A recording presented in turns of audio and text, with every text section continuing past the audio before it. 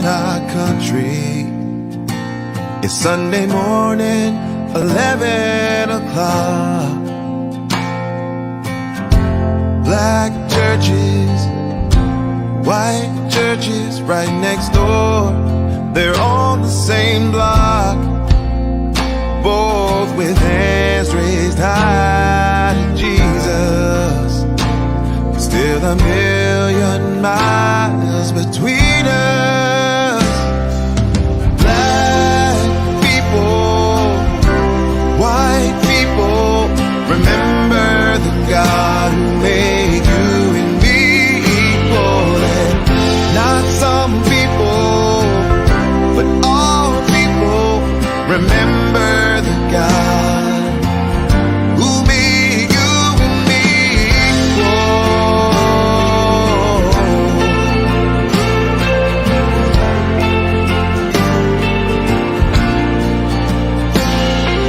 We all want to walk with Jesus. We all want to be about His will. How do we break down the unseen walls where bridges need to be built? A song may not change your mind, but Jesus won't let me keep it inside. Black people, white people, remember the God who made you and me equal. And not some people, but all people, remember the God who made you and me equal. Baby, it all begins by not focusing on ourselves, fixing our eyes on Him, living our lives as friends.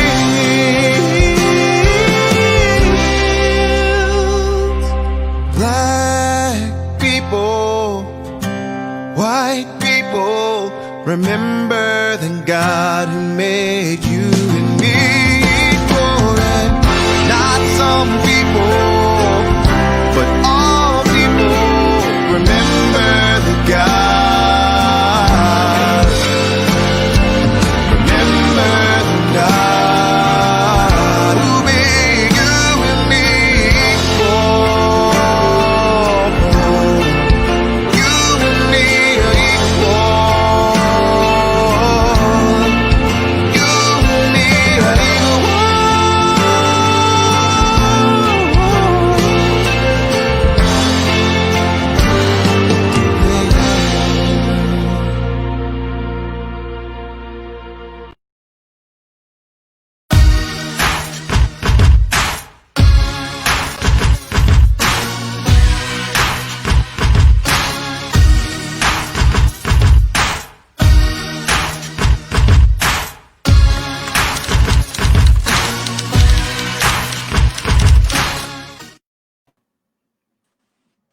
Oh, Good morning. We are here once again for the Way Forward broadcast, and looking forward to a tremendous time today. I'm here with my buddy Jason, and we'd like to welcome you all, no matter what platform you are watching from, when you are watching. We would like to welcome you to the Way Forward broadcast. Hopefully by the time we get done with this today, you'll be laughing a little bit, you'll be crying a little bit, you'll be praying a lot more.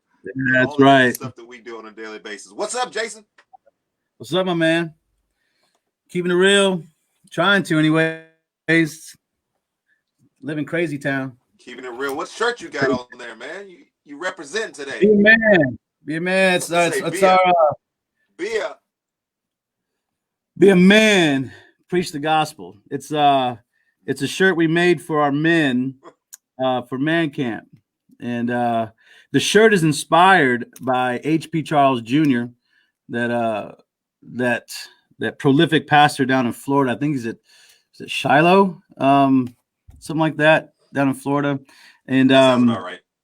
So something like that. And he's an African American pastor who spoke at the IBSA National Convention in Chicago in 2016, and he was just preaching, trying to encourage pastors to be steadfast in God's word and to hold fast and to trust His word. And in the midst of that sermon, he told a story about the last time he spoke to his dad, and the last thing I believe the last words he heard from his dad was "Be a man and preach the gospel." I think HB was feeling kind of homesick and wanted to get back. He was a young man. I want to say he's like 16, because the black church starts him young, bro. Like, be on those drums at like 84. Go to a black church sometime. You're like 7-year-old. Yeah. I'm like, how did he keep that beat? I couldn't even do that. HB was talking about his dad always told me he had to have one in his pocket at all times. Got to have some in his pocket. So, anyways, he was in Detroit on a revival type thing, preaching, and he was wanting to go back home to LA to see his family and kind of feeling. I think he described as homesick, and so he got a chance to talk to his daddy the night he was supposed to, after he got done preaching, and his daddy just kind of said, "Look, man, be a man and preach the gospel," and that was his thing. Then unfortunately his dad passed away the next day, and that was the last thing you heard from him. And I was just so struck by daddy's wisdom and the relationship that HB had with his dad, and the way his dad defined manhood, and the way HB Charles has embraced that, especially with his life and his ministry, and what he's doing with his young men in his church. And just if you ever heard him preach, man, you'll be moved, because that man preaches the gospel. Yeah. He is something that I would sit under him in a heartbeat. I would have a lot to learn from HB. And so I was inspired by that. Executive committee of the Southern Baptist Convention for preachers. Yeah. He's also a fellow at Midwestern too now. I mean, he's making he's on the up. I mean, he's nothing. I think the sky's the limit for him. And so after hearing that, the following year, we were wondering what we're going to do for our men. I said, we're going to put "Be a Man, Preach the Gospel" on these T-shirts. So that's what they are. Be a man. And the back says, "Preach the Gospel."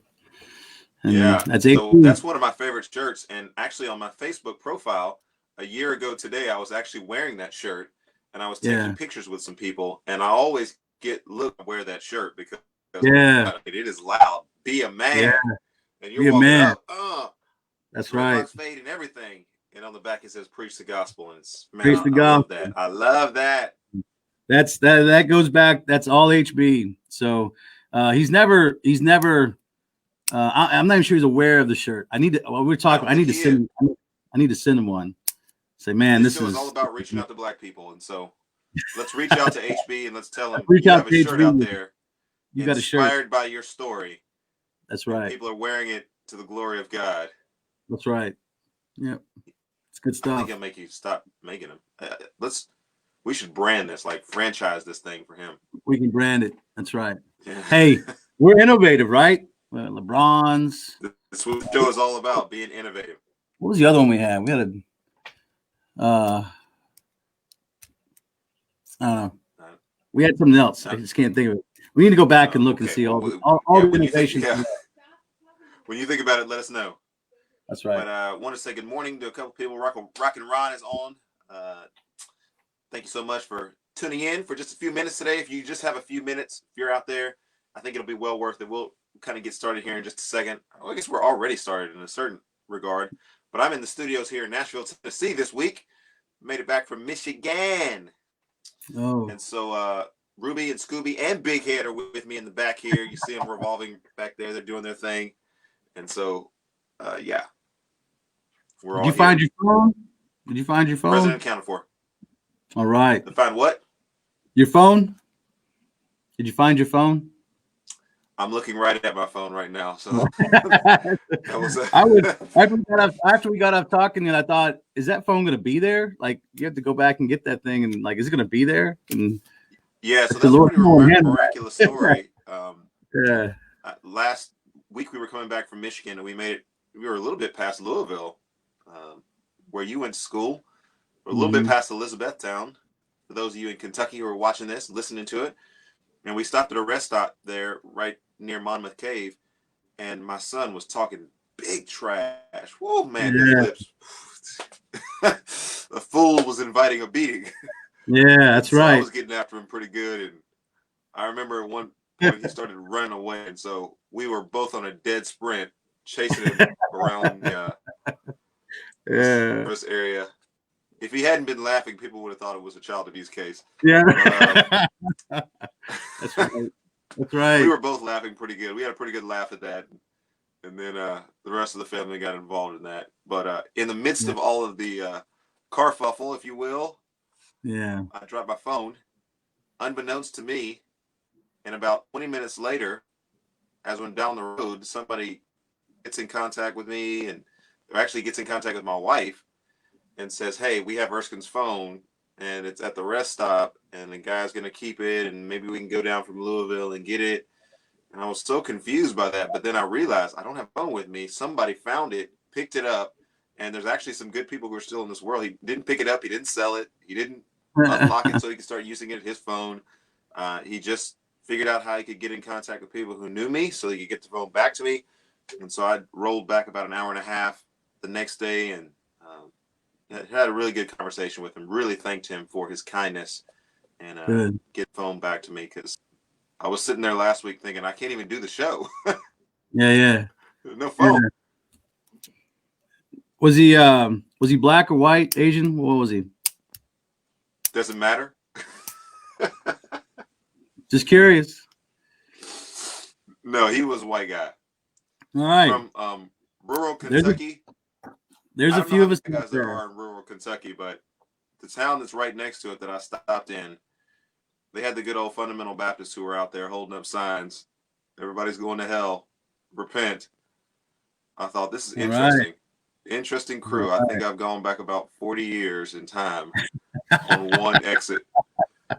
And so yeah, there is some of that in Kentucky. I mean, my 5 years there, we rolled up on some of that. Yep. Yep. Yeah. So I don't know where exactly, but there's a few groups that will even burn Bibles that aren't KJV, and any people who use them. They had a big. When I was in Louisville, there was a news story of a guy.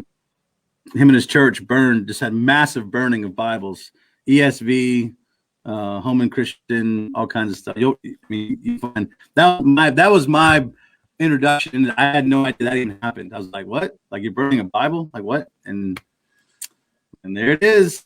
There it is. So yeah, that's there. Yeah. And so I would say, I don't know if he was more of the religious kind, but I would say he was definitely culturally in context to Kentucky, which is a wonderful context. People in Kentucky, yeah, it's just a little different than Nashville, but very kind. Yeah, this young man was very kind, and we had a great conversation. That's cool. I'm glad you got your phone back. I am super glad that I got my phone back. That would have really complicated all of life.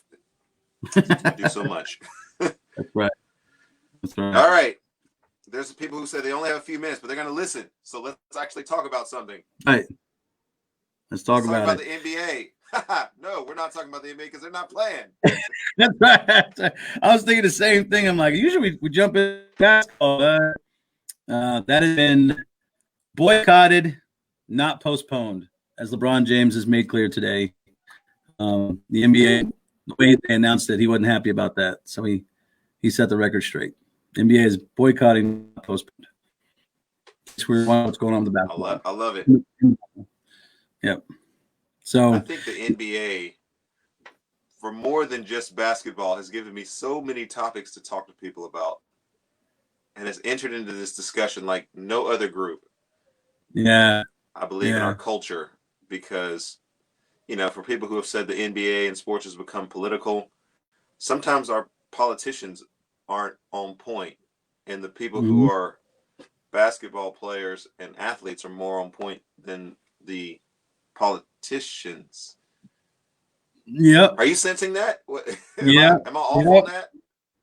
No, I don't think so. I think that's the culture we live in. We prize our athletes, and athletes. I'm sure we'll talk about this later. They don't always, I think, carry themselves well, but they definitely seem to have a connection to you and I a lot more than the politicians do. I mean, LeBron James has got 40 million followers on his Twitter. I mean, that's a lot of influence, and those people, those 40 million, they're from all walks of life. They're all over. I mean, he's got massive influence, and he's able to connect with people at all levels of society that politicians can't. I mean, middle class, poverty, upper class, all that, white, black, Asian, national, international. He's got that platform, and he's able to connect. I think the other side of that too is, I don't know if maybe I'm just kind of thinking off the cuff, but a lot of these athletes still have family and friends in situations and neighborhoods and positions of life that our politicians just can't even relate to. Not even close. Yeah, I was going to ask you about that, and that was the thought that came to my mind as well. Is that for these athletes themselves, who perhaps maybe grew up in some of these disadvantaged situations, and then were able to, through sports, accrue a measure of success in this world, their connection point with the communities that are struggling is not just a past connection, but it's still a present connection that they have with friends and people who are in these neighborhoods. And at least if they've moved their parents, or moved some of their significant family members from some of these neighborhoods to more affluent neighborhoods, they still have a context for understanding what goes on a daily basis and how life is, so to speak, in many of these segments of society. And so there is something that it is endearing, at least to me, not just the sports aspect of it, but it is when I hear somebody talking about police brutality, or I hear somebody talking about, being taken advantage of economically in the situations they would find themselves in, having lived through that situation, they seem to be a more credible voice than people who have been career politicians, or people who have been, privileged from a very early age. So that's just my take on that. Yeah, and I've got mixed feelings about it, because on the one hand, I would affirm that and say it. On the other hand, these athletes still live in this other world. I mean, I don't know, unless they rarely ever move back to those communities. They never, and there's all kinds of reasons why. But I guess, and we can get into this a little bit later, because I know we're going to talk about it. But one of the things I'm getting a bit disenfranchised about, especially with our politicians and some of the voices out there, is a lot of the solutions that they're coming up with, to me, seem about following a narrative and a brand more than it is about real solutions. And so that's where I would love to see something else. But I know we'll get to that a little bit later. Yeah, I was going to say, we'll get into that, some of my comments, because I would say maybe not in the sense of moving back, but I've seen some athletes who have been giving back. Yeah. And, we'll talk a little bit about that today. Yeah. So I want to play a game, if we could, unless you have something that you want to do. No, let's go with it. It's game show time. All right. So hopefully we don't lose on this game show, but I do want to play a game called What If. What if things were different? What if things could be different?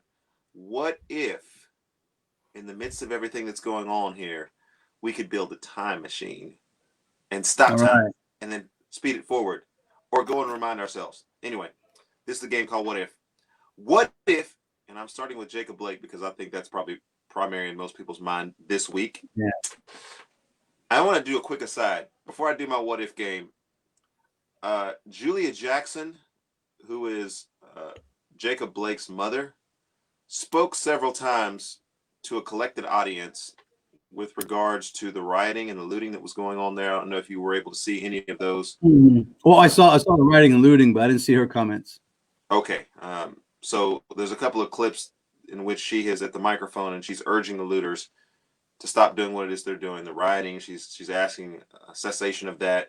She's asking that they would be, the type of people who would appeal to their best, common denominator for the sake of the community. And it was just in extraordinary circumstances that she found herself in the center of national spotlight.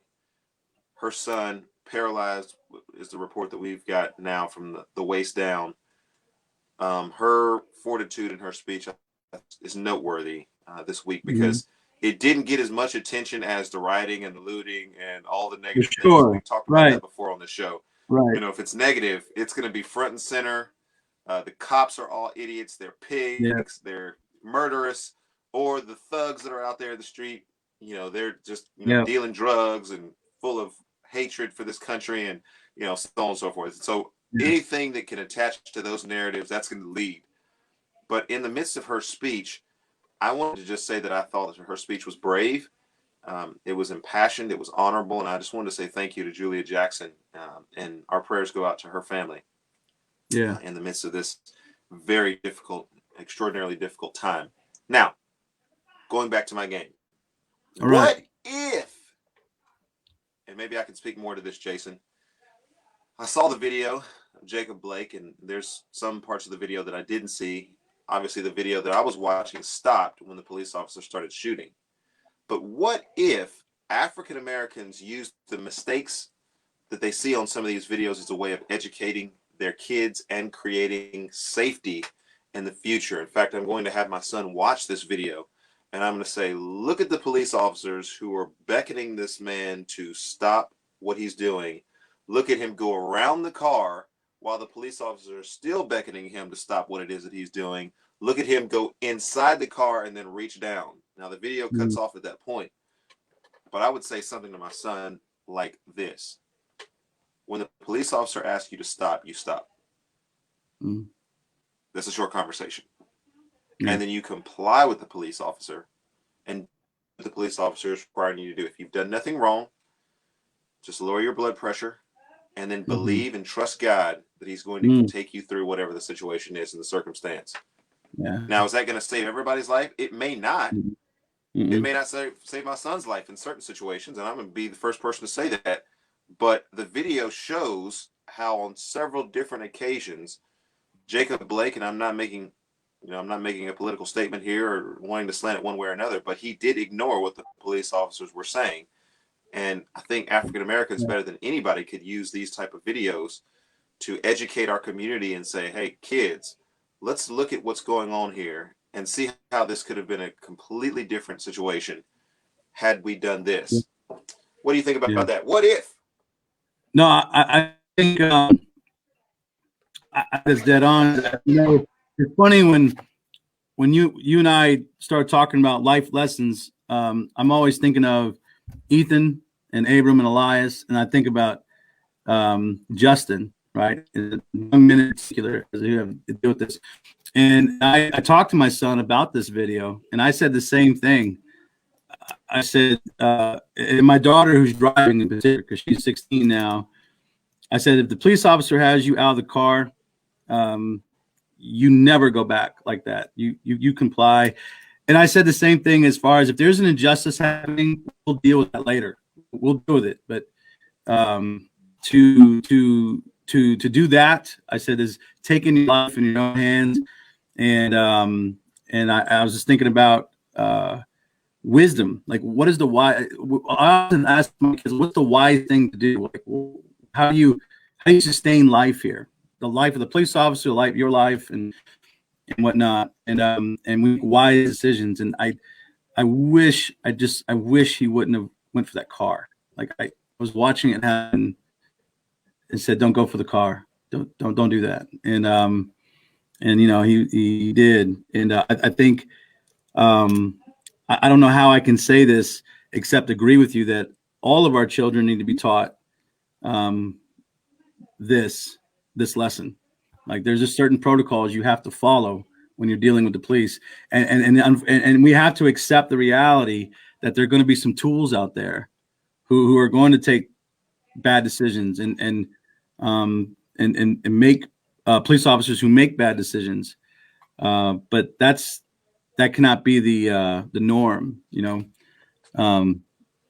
Yeah, no, I think that's a wonderful insight, you know. The same. I mean, I was thinking about.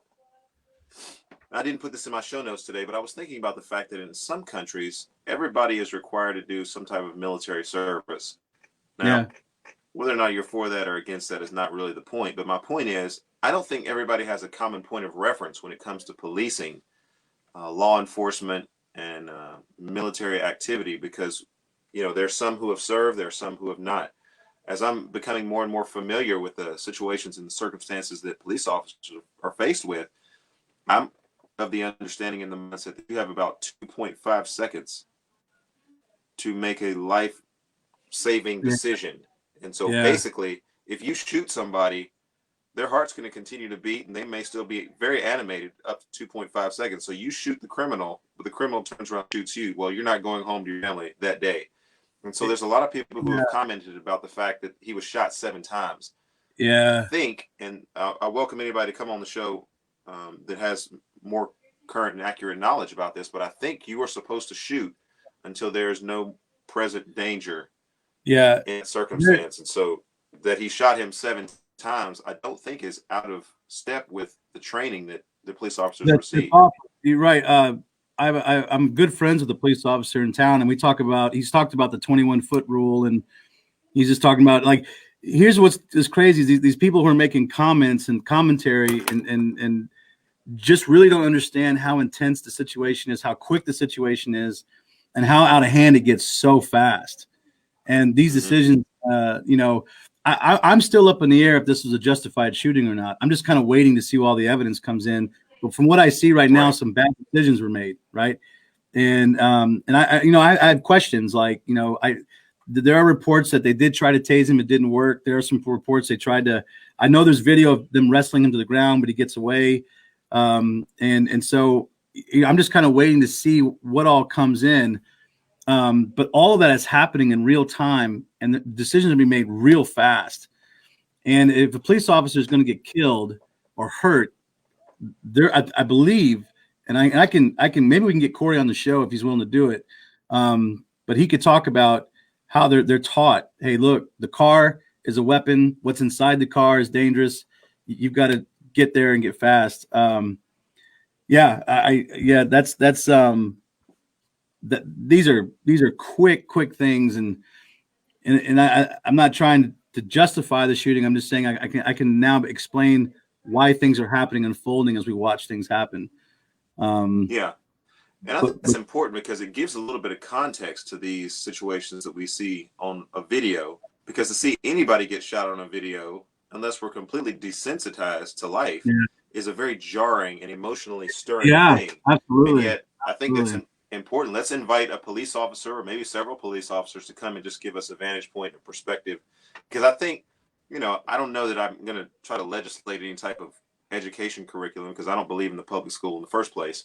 But even if in the public school they took some of that vast amount of time that they spend absolutely doing nothing but wasting time, and actually created a class that everybody was required to take that is about policing and about law enforcement, criminal justice in our society, so that everybody has a common point of reference to say, oh, okay, this is typically what happens in these situations and what police officers are taught and what they're required to do in order to diffuse a situation or to save people's lives. I think people going into it, it would be helpful for the students to recognize, it would be idiotic for me if I were to go back around the car and to go back into the car.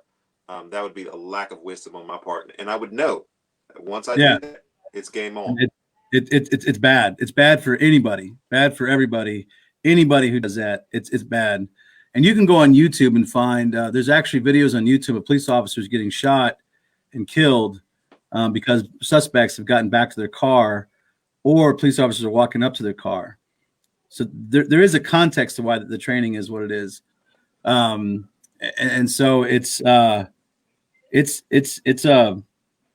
a bad place for the police officer and the person to be in. I mean, it's just a lot of craziness. But there is a history of how police officers have developed training, and I think that there's more to learn and more to be done.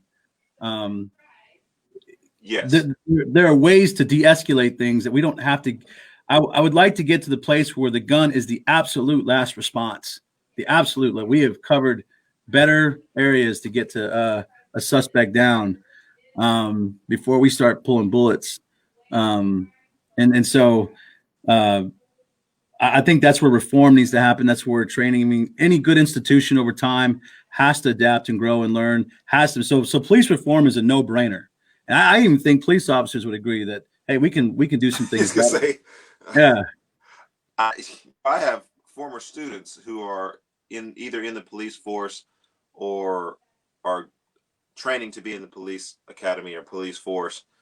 I don't know any of those students themselves or their parents who would say, no, I don't want my son and or daughter to have the best training that they possibly could to be able to de-escalate situations. I don't want my son and daughter to have access to the latest techniques of how to de-escalate situations. I think we're good the way that we are. Like, I can't imagine anybody saying that. You're welcome to come on the show if you think policing in America is exactly as it should be and everything has been done as correctly as it can be, and that we have the best scenario in every possible case.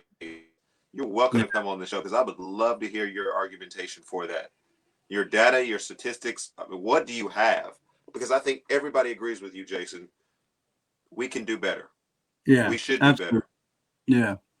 And that reform is going to have to include not just how police officers handle African Americans or whites or Asians, and not only how suspects handle police officers, but there has to be some place where these communities have a better relationship with the police officers, and so that reform is all encompassing. It's not just tactics. It's not just procedures. It's got to be a place where you made the comment once that you have to teach Justin to go above and beyond politeness when dealing with a police officer. And I would agree. I'm like, yeah, you have to, because you don't know what you're walking into.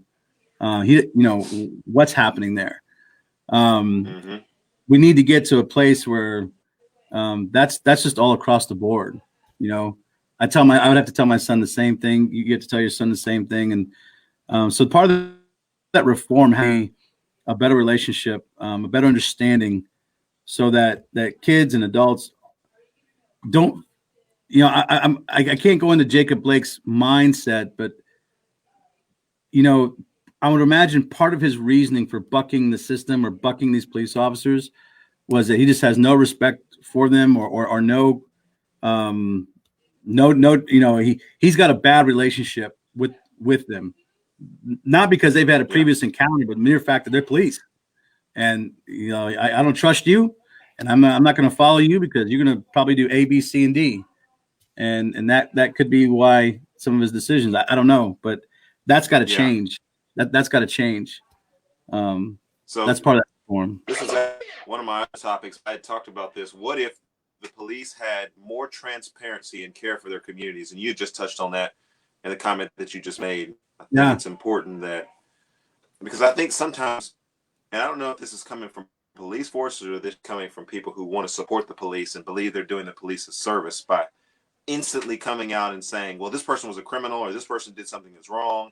Yeah. Removing it from the context of what in the last 10 times that anybody has seen these police officers in their community has been the interaction with these police officers. And I think then you start to actually get to the rationale and the reason why things are not just cut and dried. Had they stopped him before? Had they had previous interactions with him? Yeah. Had his previous interactions with law enforcement been?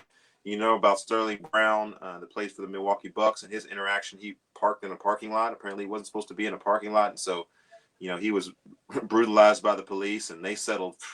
I don't even know why he's playing for the Milwaukee Bucks anymore. He got so much money out of that settlement. Right. They didn't even want to go to court based on what they did to him. Yeah. and that's Milwaukee, and catalyst for the Milwaukee Bucks wanting to sit out their game, and then the rest of that Yeah. they followed in the NBA. Yeah. So yeah, I think that's just so important that we put a lot of these things in context. Is that And there has been an adversarial relationship for years between African Americans and the police because there's not been this care for the community and transparency. And I think might aid that relationship better than anybody is not so much the state government or the federal government, but like, what if LeBron James waited a minute? You know what I'm saying? And I want to get to this because I think we just talked about another one of my topics, so go ahead and take it. well, what my question, my what if is, what if LeBron James waited a minute, just waited a minute, right? Did you see all of his quote? Because I was with him all the way to the end, and I'm like, I didn't see the end of the quote. So let me read his quote to you because I think it's important to context. Okay. Now he starts off with, and y'all understand why we say what we say about the police. Someone please tell me, WTF is this? Exactly, another black man being targeted. This stuff is wrong and so sad. Feel sorry for him and his family and our people, and we want justice, right? So, I mean, this is like, I'm not even sure it's 24 hours after things got reported and went down. I mean, he is making some major assumptions right off the bat. Okay, and I'm like, oh, that's crazy. Because wait a minute, LeBron, just give it a second. Like, give it a second before you jump all in. Now, here's where I'm starting to follow LeBron. You have no idea how this cop that day left his house. You don't know if he woke up on this side of the bed or you woke up on the wrong side of the bed. You don't know if he had an argument at home with a significant other. You don't know if one of his kids said something and he left his house steaming. All right, I got it. Or maybe he just left his house saying today is going to be the day one of these the end for one of these black people. That's what it feels like. And I thought that was crazy. That was crazy. Okay. To say that. You're getting a chance to see me in real time after hearing that. That didn't land on me all that well. I just, that last statement that he made.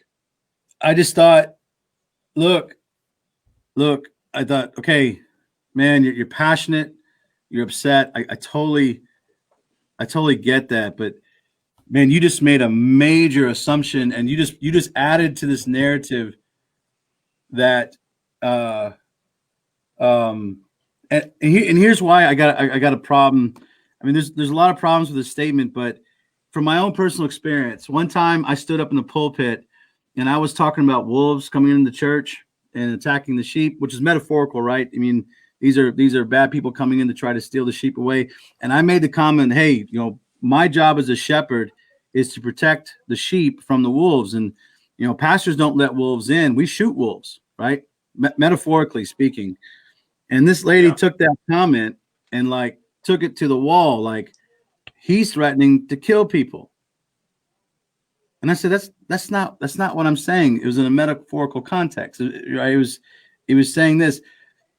And what I'm saying is, when people hear LeBron say that and they don't accept the context, or they don't understand the context what he's talking about, or they don't just say, hey, look, he's hot, he's steaming.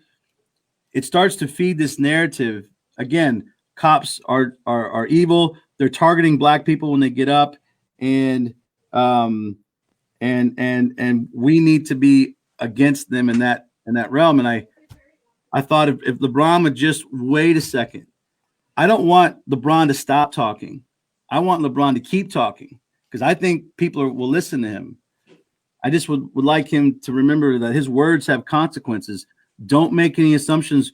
Wait a minute to get the facts in, then make a really good statement that affirms the need for reform and maybe better tactics. But I was just like, come on, man. Like, I messed with him a little bit about being third in line behind Michael Jordan and Kobe, but I cannot deny. He is. Yeah, I cannot deny the influence this man has on America, not just the black community, but on America, because he has it. Yeah. I think in general, it's difficult, Jason, and I agree with you in principle and in its various parts also. But it's difficult because on the one hand, you have had police precincts, district attorneys, people like that who have stalled, they've covered up, they've skewed documentation and facts. So if the narrative is, let's wait until all the information comes out, and then we're going to be able to make an informed decision. One of the tactics of the past has been, we're not going to make a statement. We're going to stall. We're going to stall. We're going to wait. We're going to wait. Ahmaud Arbery, we're going to wait several months before any type of actionable thing is done. And only until a video comes out do we feel like we're prompted to have to make statements and then make adjustments and then move quickly. And so on the one hand, while it would always be prudent, I would think, to wait until more information comes out, there has always been a pattern of transparency, like I talked about, where information does come out so that people can begin to assess the situation and make informed statements. And so, yes, if there was transparency immediately about what was going on and disclosure from some of these police precincts, district attorneys, and groups, that would be fantastic, because then we could wait to hear what they say, present their case, and then we could make an informed response. But a lot of times it's not been until there's a video or a public outcry, right. that then these governments kind of roll themselves back and say, oh, we better get us in order. This is going to actually be something that we have to fight. I agree. It's just that in this day and age, the video is out. The videos are selective and edited. And surely LeBron has to know that, right? I mean, because the first video released, if you just looked at what that was going on, that's just one side of the narrative, right? And that he was responding to. He wasn't responding to what was coming out.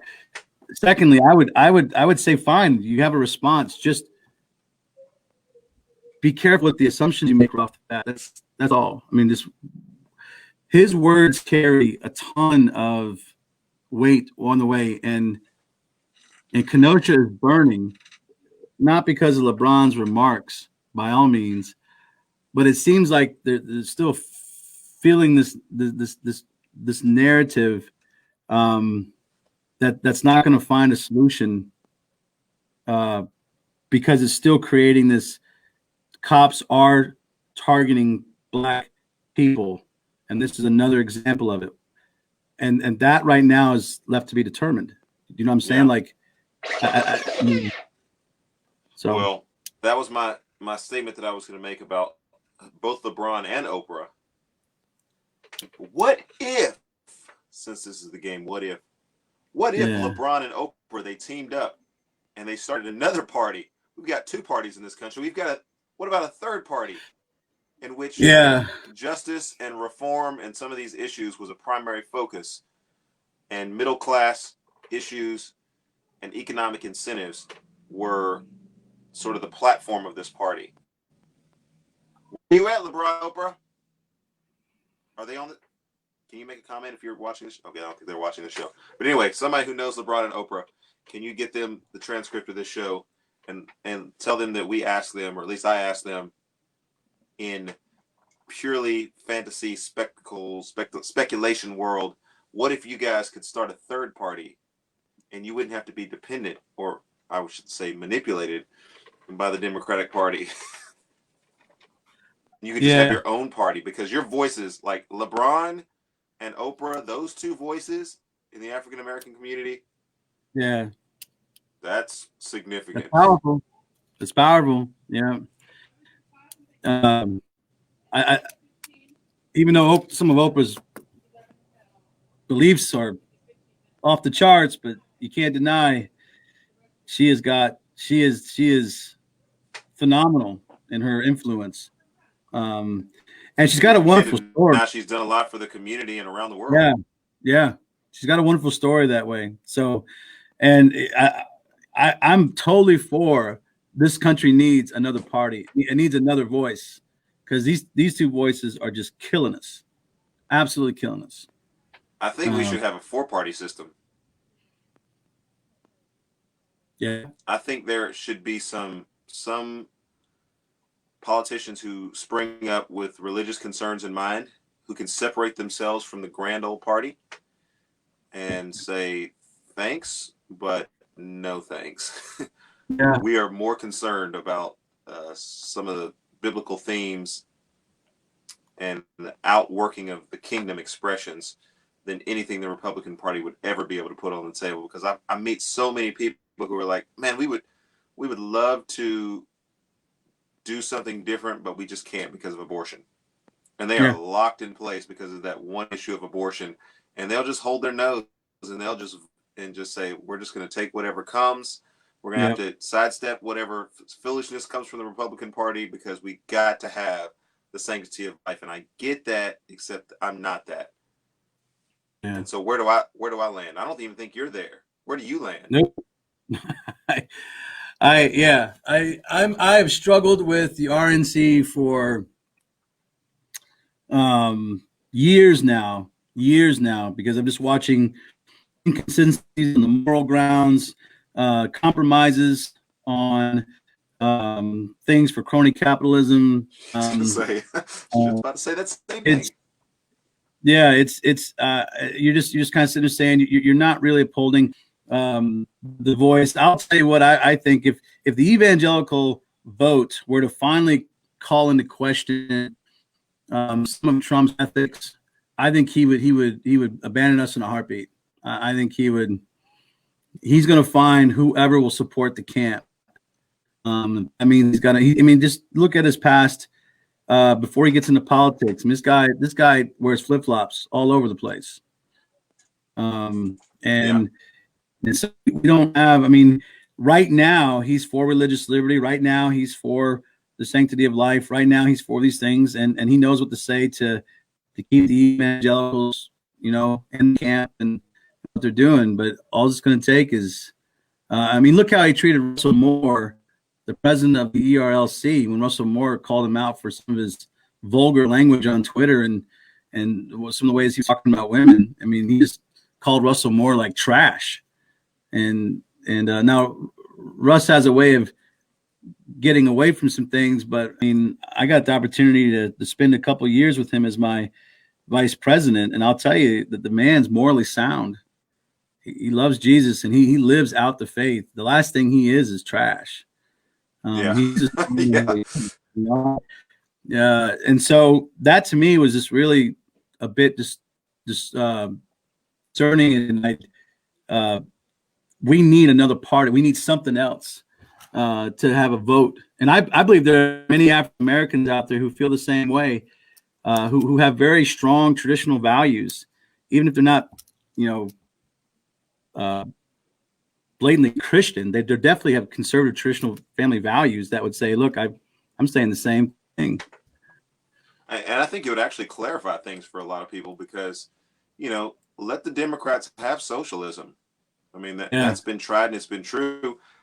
It would actually help people define what socialism actually is and the redistribution of wealth. And a lot of these things that are kind of cloak and dagger, they're kind of in the, cultural Marxism, all these different things that are out there. Like, just let the Democratic Party clearly define themselves as that so that people can look at that party and say, is that what we want?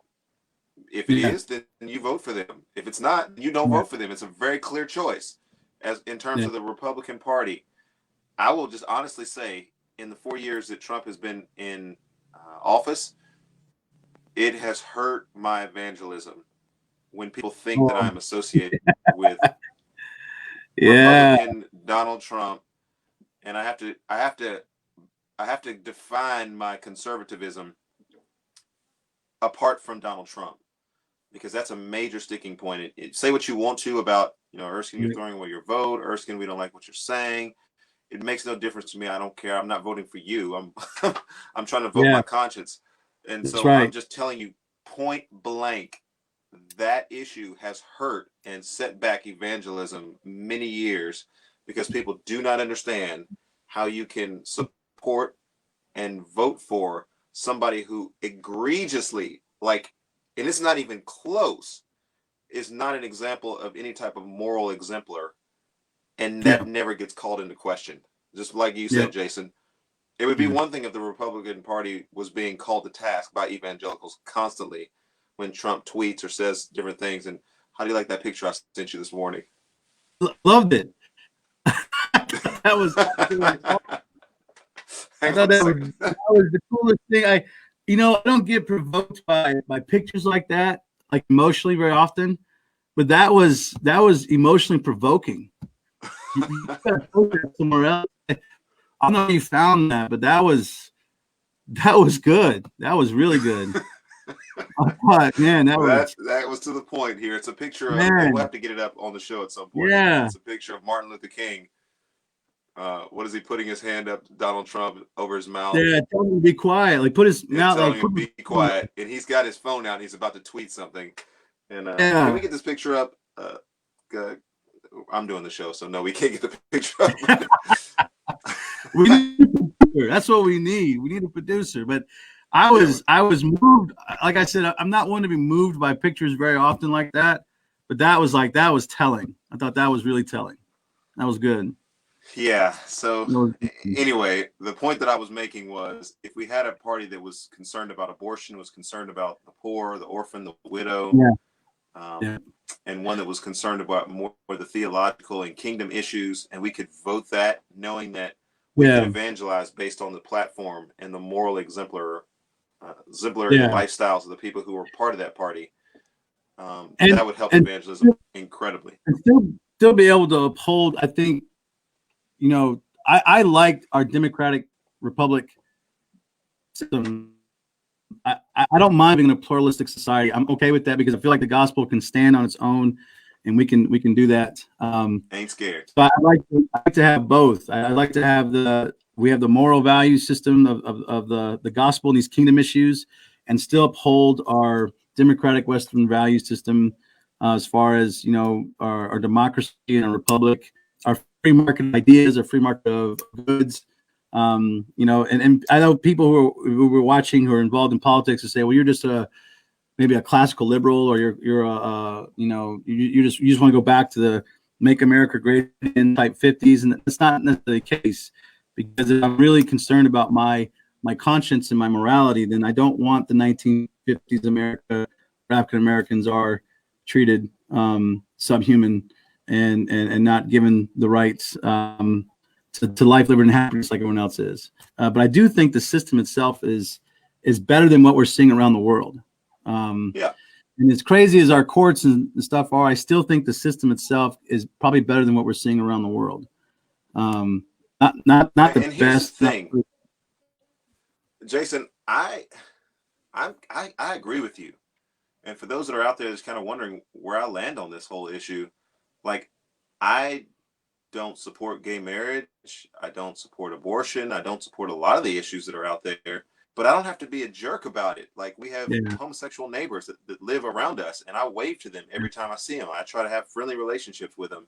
And I don't agree with some of the things that they agree with, but at the same time, we don't have to be jerks about it, because I believe ultimately, if you put all the ideas on the table, Christianity and the value and the impact and the story of the gospel against any story, the gospel comes out superior. So I'm not offended, nor am I scared to put them in the marketplace of ideas by side. And I know there's a lot of people who are concerned about the cultural Marxism, and they're concerned about socialism in our country.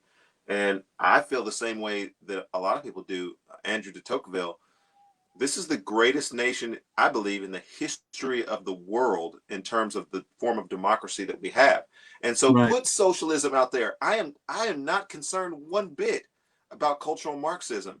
If we put cultural Marxism and clearly define it and let the people who are proponents of it speak in their angry voices, and we put somebody who actually loves this country and can show the record of what democracy has done, you put the two of those things side by side, it's a very clear choice. I'm not offended. I'm not scared. I don't care about cultural Marxism. I just don't. Yeah. No, I think that's great. I I know we're going to be wrapping up here in just a bit. I want to do one thing with you, if you don't mind. Okay. I want us to. So, if I'm going to be honest about some things, as I'm watching Jacob Blake unfold, as I'm watching, LeBron talk, the NBA, and all the sports do their things. My knee-jerk reaction sometimes is anger and fear. Like, I can't even tell you exactly why entirely, right? And when I start to see the commentary on things, when I start to see the media give one side of the story, or I start to see all this stuff come out, and everyone is just endorsing this one thing first. As a Christian, part of my heart begins to wrestle with, I think, deep down fear, because everyone is doing what's right in their own eyes right now. Wisdom has left the land, and here's what happens is, I think that fear begins to show itself in anger, and that anger gets pointed at people who don't look like me, or don't act like me, or not in my circle, right? So it'd be really easy for me to start to hate liberals, to hate anyone who aspires to it. It'd be really easy for me to start to hate black people, because that's what I'm seeing on the news. I'm just seeing all these black people get so mad, but this guy is acting foolish, and we're just going to jump on and make him a whatever. And I'm trying to speak as a normal, as a regular, average white Christian in a rural church, okay? And so I start to see these things, and I start to feel these things, and now I got to do something with them, okay? Because the gospel should be telling me I can't hate anybody, and I can't go around just targeting liberals or black people or whatever. I can't do that. But how often do we start to see that worked out in our churches and our neighborhoods? Because I'm so mad right now what I'm watching. I'm not letting the gospel do its thing to help me. So as a pastor and as a friend, black friend, pastor, Christian, how do you counsel me? How do you help me as my brother in Christ? Say, Jason, you've got all this right here. How do you help me manage that, so that I don't? Well, that's profound. I think that's the golden moment of this show. Yeah. And all the episodes that I think that we've done is you being vulnerable enough to say what you're watching creates fear. If I can just kind of review what it is that you said, what you're watching creates a fear that then creates an anger that then begins to point at other groups and say, this is a problem. Yeah. It's almost a fear of a lack of control, so to speak. I can't control the media and make them report both sides of this. I fear that this is going to get so big and so popular that people are going to vote a certain way, or people are going to act a certain way, and I can't do anything to stop it, seemingly. Yeah. I had in my show notes today, and this is my first, I'll just say what I had in my show notes today, because you know that I had this in my notes, and then I'll answer your question directly. Absolutely. But I said, what if religious leaders actually prayed for those who they disagreed with, and then taught their congregations, by virtue of their teaching and their example, to do the same? People would begin to mirror their pastors. But instead, what we have is pastors who criticize anybody who doesn't agree with them theologically, and often trash them from the pulpit. And then for those pastors who are sometimes on the ultra conservative side and yet still trying to be culturally relevant, they trash the rioters, the looters. And the Bible does tell us in Ephesians that we wrestle not against flesh and blood.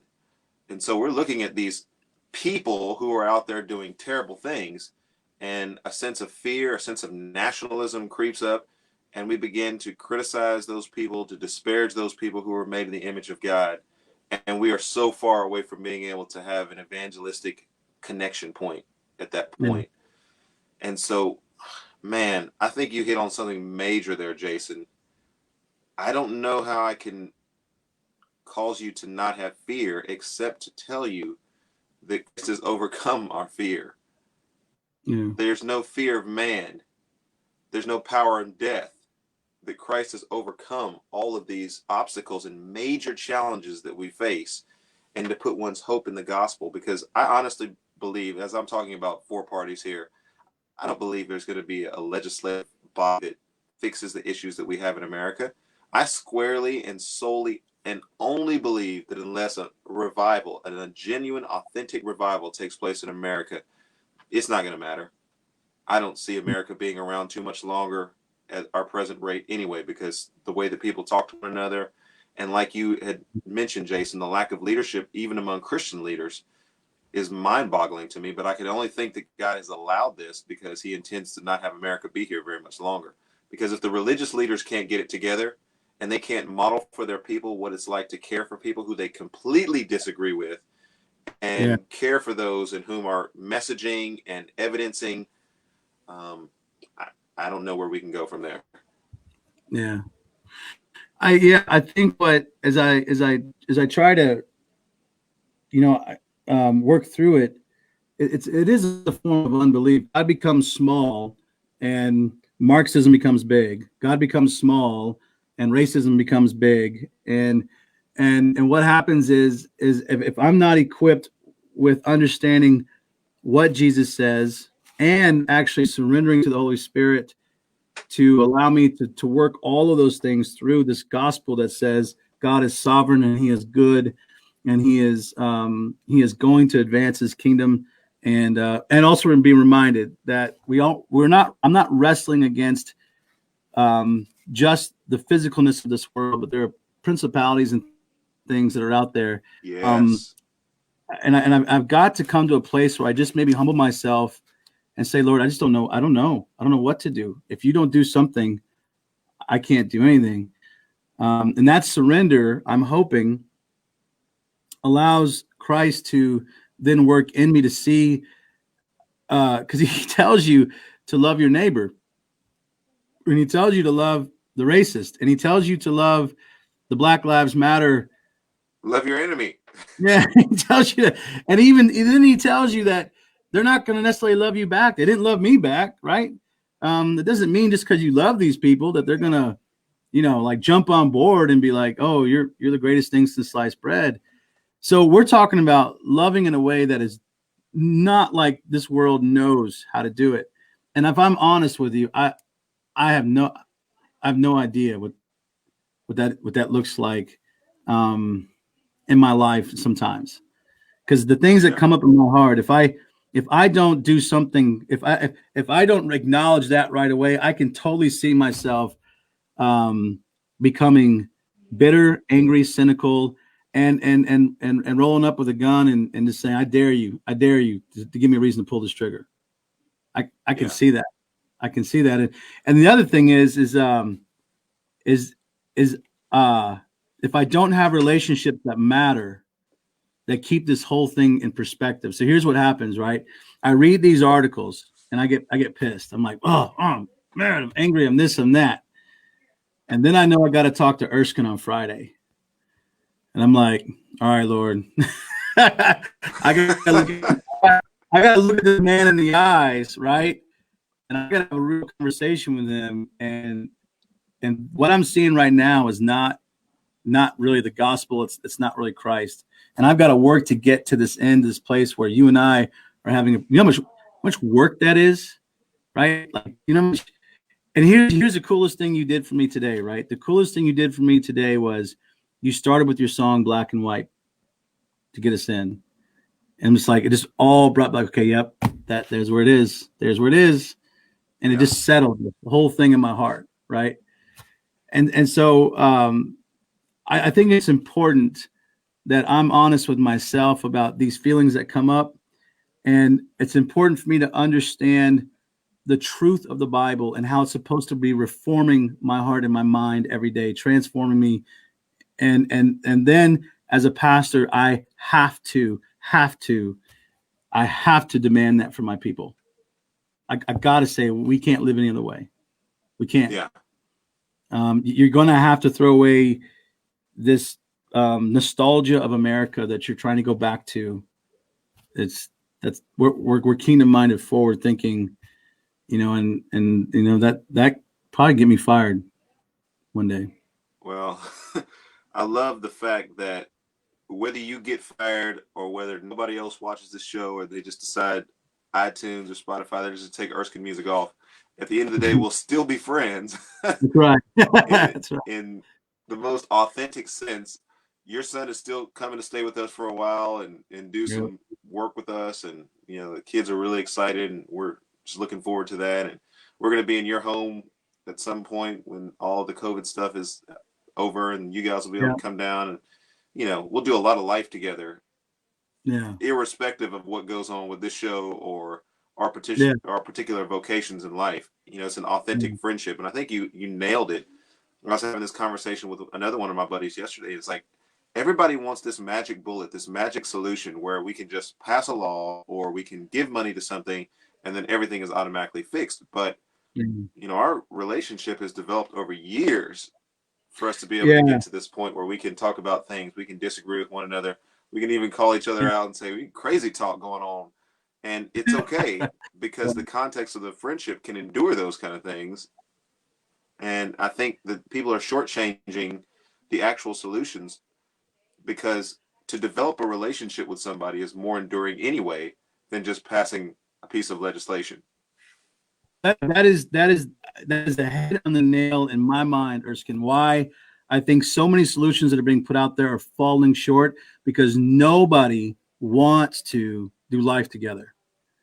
Like that's why Trump and Biden are so far removed. They just don't do life with us, right? Mm-hmm. And that's where I want even our athletes and our movie stars. They still get to go back to another place, this other safe place that's way over here. And they may build community centers and give things to, but that is not going to really bring the solutions you need because it's going to be a lot harder for us to bully each other when we actually know each other and love each other and care for each other. It's going to be a lot harder for me to just jump to certain conclusions or assumptions if you and I and other folks are in community together doing life. And that's what's killing me is as I'm watching things happen, I'm hearing people say all these things and they're on Facebook and he's got these one-liners and this is what we need to do, that we need. But nobody is suggesting, hey, I should pick up my family that's fully intact and have has got, you know, a strong core, and I should move to a place where I can be friends with other families and we can do life together and live and work through these things together. And I can share my family, my life with them, and they can share their family and their life with me. And as we pray for each other and love one another, that over 30, 40 years begins to develop this bond that when the media starts putting out nonsense or people start putting out nonsense, say, wait, that's not exactly how it is. Because look at over here. Look at I got these folks right here telling me exactly what's about.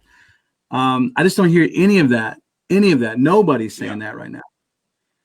And I wish they would. I think, I wish they, you know. I think that's what's missing these days. I can only find one person, I think, in public politics that's even saying anything remotely close to that, and that's Senator Tim Scott, who spoke to the Republican National Convention this week. And we'll have maybe some more time in the future to get into Tim Scott. I don't want to talk about that, but you know, this exact phenomenon of what you're talking about has happened like before our eyes. I don't know if you got a chance to hear Jared Kushner and his statements about LeBron James and the NBA players and, you know, Mike Penn and these guys. They're all coming out talking about the NBA. And Jared Kushner said, what I'd love to see from the players in the NBA, again, they have the luxury of taking a night off from work. Most Americans don't. Yeah. Moving institutions that are productive. Now, at this point, I'd like to press my rewind button, and I would like to just show up, bang, just like Kazam, like it was like a little genie just pop in the corner of the room, like, hey, I've stopped time really quickly, and we're gonna go back a couple of moments in time. You're about to say something really stupid, and I'm just here to warn you. You can still do whatever you want to do. You can say it if you want to, but I just want to come and remind you that there might be a better way for you to address this issue. Yeah. And so now I'm gonna unfreeze time, and then you just do whatever you're gonna do, because hopefully instead of Yeah. criticizing LeBron James, he would recognize that LeBron James has, built community centers. He's done all these different things, but hopefully he would think about the fact, I don't actually have a relationship with LeBron James where we've actually been cordial to one another at any given point, because the several times that he perhaps could have come to the White House, we disinvited them to the White House, and we've had an adversarial relationship with LeBron James. And then, for the sake of posturing it, at the end of that, he makes a statement like, we would talk to LeBron James if he had come to the White House, and we would definitely have a conversation with him. And I'm thinking, you never wanted to have a civil conversation with LeBron James, or one in which you could develop a relationship to then have the credibility to begin, proposing suggestions from your vantage point. Jason Whitlock, are you familiar with him? He's a radio. He's on the was it the Outkick? He writes for them. He used to write commentary from time to time, doesn't he? Yeah, he used to write for Fox, and he's got a really tumultuous relationship with Fox and ESPN. He just can't seem to land somewhere. But he came out with some problems with LeBron's statement too, and I don't know what their relationship is, but he was kind of along the same lines that sound like what you're talking about. Just kind of criticizing his. Well, I think he was actually criticizing his statement about black people being afraid of police and whatnot. So LeBron's getting it from. I mean, he's getting it from several sides here. It's not like he's just got the freedom to say what he wants. Certain people are talking to him. Now, I think you're correct. What kind of relationship they have before all this goes out? I got family members who I know disagree with me, and I disagree with them on some things. And one of the things I lament is that we don't have a strong enough relationship. The only time we seem to talk to each other is when we disagree with each other. Otherwise, there's no other conversation. Well, how in the world are we ever going to get anything done if the only time we talk to each other is when we disagree with each other? Because there's no give and take. There's no love. There's no there's no grace given. There's no mercy extended. There's nothing like that. I feel like Jason Whitlock and Pence and LeBron, all those guys, it's the same thing. We're just shooting cannons from our camp, and we're just going to continue shooting cannons from our camp. And nobody's going to sit down and actually say, man, I can appreciate this about you. And we can disagree here on that. That ain't happening. Not in our society. Yeah, I saw it. I don't know if this was from Jackie Hill Perry or where it came from, but it was a quote a couple of weeks ago, maybe last week, on Twitter about the fact that if the only time that you converse with somebody is to dialogue with them about what you disagree with, you're a troll. Yeah. I mean, if you're on social media and you never say anything to these people except for you're an idiot and I disagree with what you're saying and you're fundamentally flawed because of this argument and that argument, and there's no interaction whatsoever. Happy birthday, no, hey, we saw you on this family vacation, God bless, praying for none of that. If there's never been any of that, and the first time you get on the keyboard is to be a keyboard warrior, you are a troll. Troll. That's the dialogue that's happening. So the church should come along. I feel like as Christians, if we're actually applying love God, love neighbor, and love enemies, it just feels like our dialogue and our speech should just be radically different.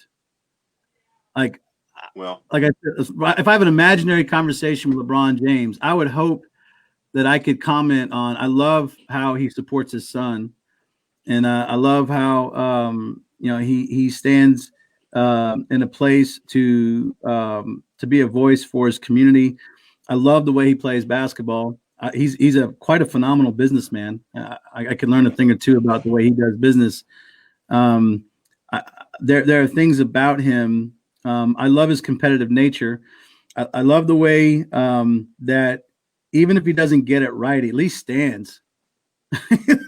It's more than some men. I mean, he at least stands and takes the shot. And so there's some things about him that I can appreciate. Sports taught me that, just watching people I admire for what they do in the court or the field, as far as athleticism goes, and still disagree with some of the things they say or do, but still admire things about them. I would hope there's more of that in conversations. And I think that's what makes Trump so divisive. It just doesn't seem like he's willing to do that. Yeah. And so, of course, they're not going to come to the White House. Why would you come to the White House and get taken like that? No, Williams, I see LeBron sitting down with good old Jared. Jared who? I didn't catch the name. Kushner. Kushner. Okay. Yeah. Okay. So what if Jared went to go sit down with LeBron? I know he can't go in the NBA bubble right now, but Yeah. instead of making it you come to us, Blackie, we go get on over here to the White House. And then we'll talk to you. You come on our terms. Why didn't Jared be like, hey, man, I'm getting on a plane. We're going to see LeBron. We're going to get as close as we possibly can to the bubble. One of those spacesuits or something. But we're going to go sit down with LeBron. We care for his influence and his voice. And I think we're going to try to strike some common ground. And I believe that we will, because we care a lot about LeBron James and his family and what it is that he values. What? Who? No, they're not going to do that. Hey, they don't have the means to do that. They can do it on Magic Mountain. Exactly. No, they don't have the compassion or the care to do that. They could it's ride. Definitely attainable. Yeah. And I want to kind of wrap the show up at this point, but I don't actually. And everything that you said is tremendous, Jason. I commend you for that. I'll be praying for you. Hopefully, you won't get fired, but you'll be inspiring to your people, and they will, follow your example, follow your lead. I think this show, perhaps maybe more than anything else, would be helpful for your people to see as you model for your people what it means to have conversations, even difficult conversations at times where we might not see eye to eye on a particular thing. Just having the humility to say, okay, show me from your vantage point what exactly you're talking about and how this plays and how it looks. What if, and I don't even know if this is a what if, but I just want to make this statement. I don't really think that the church is as credible as many people in the church think we are to the society. Now, I'm not trying to jump on John MacArthur. He has religious liberty and he can do whatever he wants to do. But I don't think for all those people that are just like, yeah, John MacArthur, put it in their face, man. You go ahead and you keep on meeting. That's as evangelistically appealing to the culture at large as many evangelical Christians think that is. Yeah, he's taking a bold stand. Yeah, he's getting calls from the president of the United States. But I don't actually think we're reaching many people as a result of what it is that he's doing.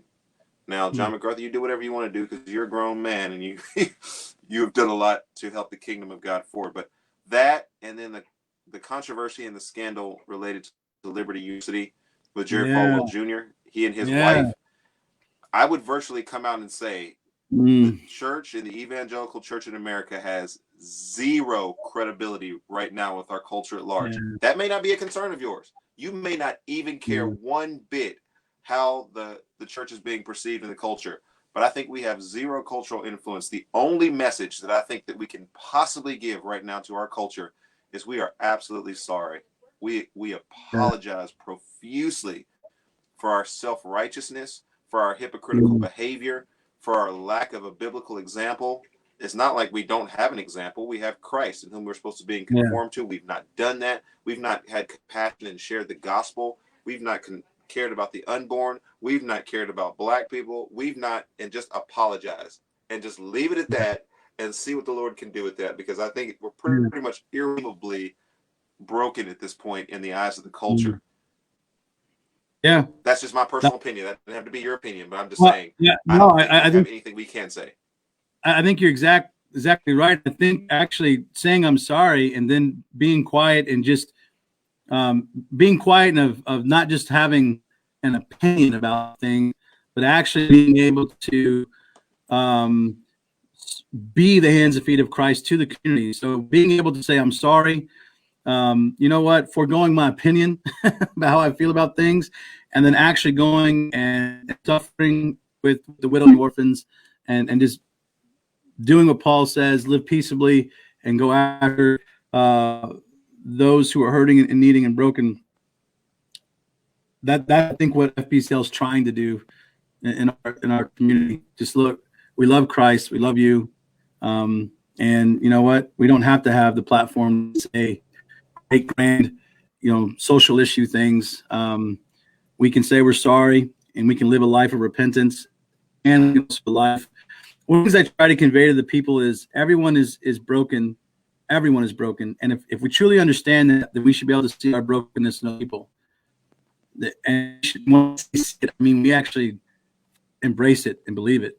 But we don't stay there. We actually live out our redemption. And living out our redemption is that we are actually joyfully advancing the kingdom of God by making much of Jesus in our community, by serving our widows and our orphans, by going after the children, by sharing the gospel, by taking all of our resources and trying to be the light of the community. We don't need a massive political platform to do that. We don't need a massive voice in the state of Illinois. We just need to be Christ here in Litchfield and love these people. And my political opinions are not worth the relationships I'm trying to build. I'll tell you what, man, that's something we got to get over. My political opinions are not worth the loss of the relationships I'm going to have if I don't get willing to submit that and surrender that. It's not worth it. Like you said. I think you just nailed it on the head. And that's humbly why I wanted to tell people I didn't vote for Donald Trump the first time. I'm not voting for Donald Trump the second time, especially after the last 4 years. Like the first time I thought maybe this could be an aberration and just a campaign motif he has, and he's never been in public office before. But now after seeing force of this and difficult it has been for me to do evangelism when people think that I'm a Trump supporter, that's just I think you nailed it on the head. There's something greater that I'm trying to achieve than to get people to be Republican or to even be conservative. I think there's going to be a lot of liberals who also make it into the kingdom of God. You're just going to have to deal with that. They came at life from a different vantage point. They still got into the kingdom because they love Jesus. And so why I would want to discourage that at the sake of making a political argument or political statement for my own personal comfort, that just seems off. Yeah.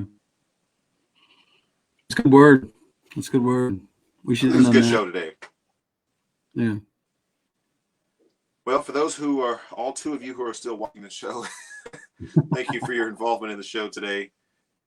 And a lot of good comments. I'm sitting here looking back through it. We didn't do a lot on the comments today, but I feel like we had so many topics that were going on today that we needed to have some time where we could kind of work through some of the issues. And I feel like at least my heart is in a better place knowing that there's people who are out there who recognize, yes, we can, like there is hope, but that hope has to start with a great dose of humility and just going to the world and saying, hey, this is how we want to love you, and just being available to not criticize people, and even if we have to be criticized ourselves, we still can move forward with people and find some common ground. And so thanks for that, Jason.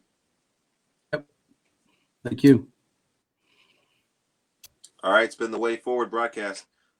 I forgot that my screen is not a touch screen. Do you ever do that where like you're so used to working with an iPad that you go to your like punching the screen? It's like, why is this not working? Click on it. This has been the Way Forward broadcast. Jason Plummer, myself, Erskin, Ruby Scooby in the studio with me with Big Head in the back. It's been another wonderful episode of the Way Forward. God bless. Continue to pray. And next week, I promise we're going to get to it, but we actually have our endowment strategies and our endowment partners. We didn't talk about that today, but there's already people who are sending in some money for that, and we want to talk about what that's going to look like and what the way forward actually is, our action steps. So come back next week, and we're going to actually talk about what are the action steps. We've been talking a lot about our own personal strategy, worldview, mind frame, mindset, but now let's talk about the implementation of that mindset in the way forward as we get ready to close out this season of the Way Forward broadcast. And so here we go.